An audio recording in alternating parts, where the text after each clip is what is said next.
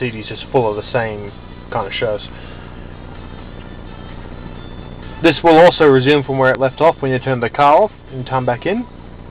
As I mentioned, the only source that doesn't is the iPod itself. It includes going to Navi. You can hear it still playing there in the background. Comes back, and even though it continues playing, the only thing is muted for a moment is the music. So I think you can do the same. Yep, it's got the on-screen backwards and forwards. Now DVD is generally a bit quicker.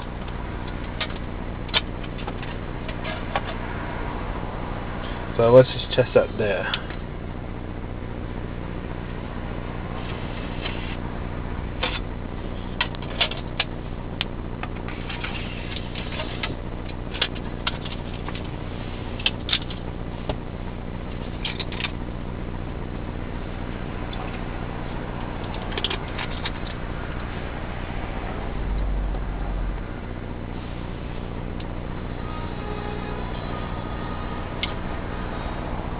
So it looks like regular DVDs load up a lot quicker. And also navigate almost instantly.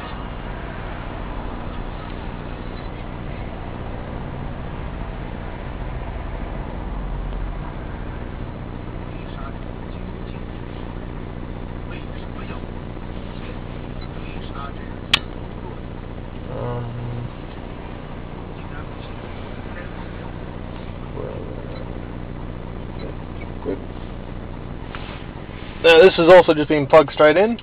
Steering wheel controls.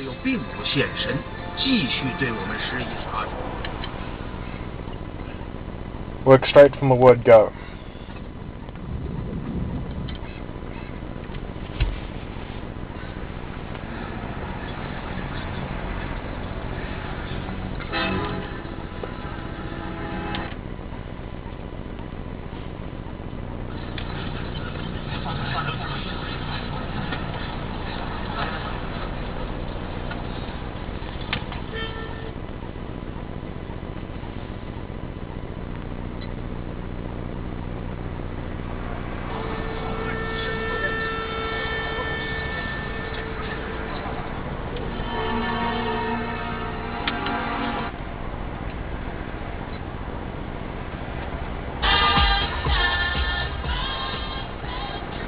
So that's the unit functioning.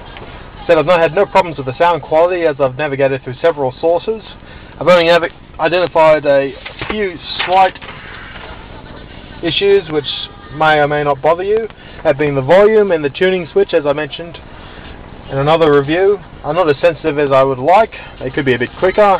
You know, if you're really in a rush to turn the volume up or down, it might take you a fair bit. The iPod doesn't resume when you turn the car back on and off. People who listen only to their iPod, this is likely to be a bit of a bother, in conjunction with the fact that, as I mentioned in the previous review, it doesn't charge my iPod. I'll just bring up that.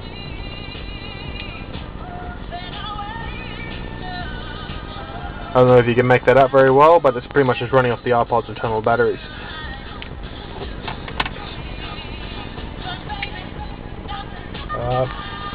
The TV tuner, what we've experimented with, it does tend to lose its signal when you're driving about. This is something I've been understood is pretty much akin to most digital TV tuners, but when you bring the car to the stop, the pitch is crystal clear. Something that I also mentioned in my previous unit was we thought that the navigation had to be loaded up. It'll need to be done this if you left it at the navigation screen, like so, when you were last using the vehicle, it will load up. But if, conversely, you started the car in, say, the radio, it'll actually automatically load it in the background while the car's first on.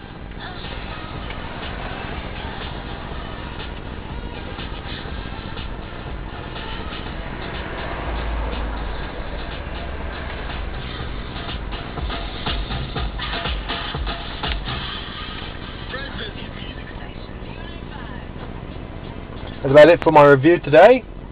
This is a follow-up of the previous reviews, specifically about the sound quality, which we weren't able to test last time in the unit. Again, from what I can tell, this unit is a significant step up from other units I've seen and played with before.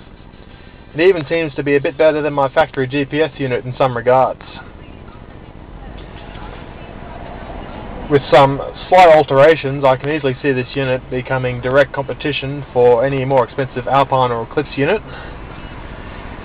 So given some time, from what I understand, only a matter of months, these might be the new unit to hit the block.